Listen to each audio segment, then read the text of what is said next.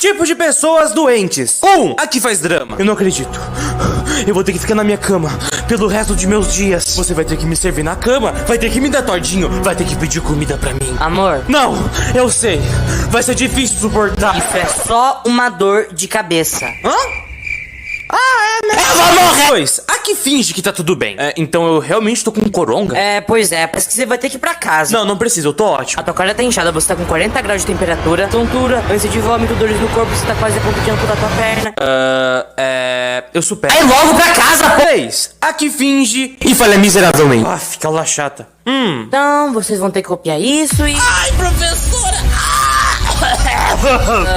Você tá bem? Não, professora!